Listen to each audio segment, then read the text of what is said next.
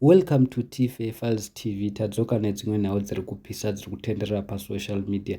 Passion Java Panganai by Beth ED ZANU-PF vazovhuma kupusiswa naWinky D. Passion Java anga ari kushoya DJ Ola akati iye Winky D was right but afanirwe kubuda pachena kudaro anozopa vanhu hasha kana achiimba pangoma dzake achitaura zvinhu zviri kuitika muZimbabwe. See a full video. With you, be honest. I took a word which took his tomorrow. Was na matepe mvura.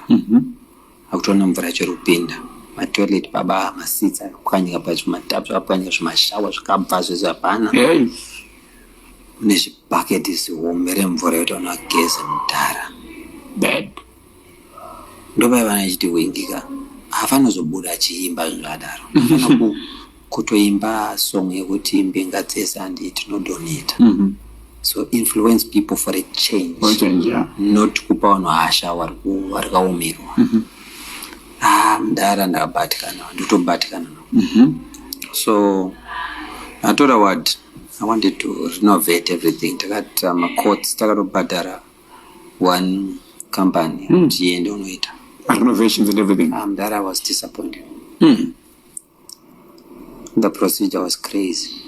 Imagine even my ambulance, a donation.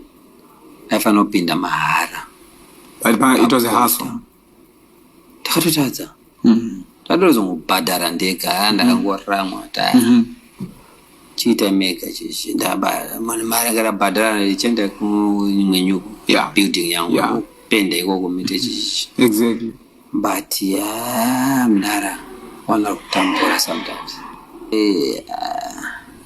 Zvekurira sometimes unozangofila bad. I'm sure mazvinzwira mega zvatarwa naPanganai muprofita wedu wenhema achiti Winky D tomuvengera kuti anotaura chokwadi.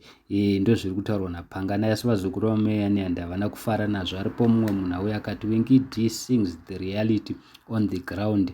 Anopenga Java. Mumwe munhu akati akadya chifumuro Prophet Passion Java kuzotaura mashoko makukutu akadai. Mumwe munhu akati kuda kutsvaga sapoti kuti vanhu vazadze all night prayer yake ngadzikame Java. Mumwe munhu akati at least kana mbinga dzaakuona kuti vanhu vari kutambura tinotenda Mwari. Mumwe munhu akati Winky D chiba makasaiza zita rake mukati hazvinzwike apa iye ari zi zvake mwanakomana wemunhu. Mumwe munhu akati Winky D akatoimba chokwadi zvorwadza shuwa vanhu vari kutamburira muZimbabwe. Yapa vana Wikinede vana vari busy kutengera vanhu mota dzinodhura pavari vanhu vanoafodha. Mumwe munhu akati saka makamuvengera kutaura chokwadi here inga zvakaoma. Mumwe munhu akati at least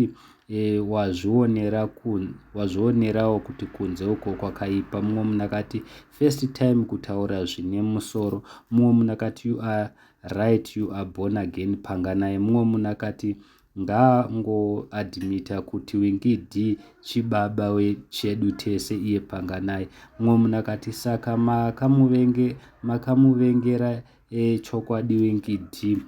Tosvika rini tichingonzvenga mumvuri yedu. Mumwe munhu akati saka tiri kubvuma kakuti Winky D ndibaba vedu chibaba. Mumwe munhu akati iwe unofunga kuti Winky D anoimbira iwewe here? Mumwe munhu akati I agree with you my men, Zimbabweans are swimming in poverty. Vanhu vari kutambura. Mumwe munhu akati gafa igafa ripenyu chero rakafa pamwe pacho hapadi kupinda nemwoyo. Ndozvataurwa nemumwe. So comment down below mutudze kuti tinoti kudini nazvo.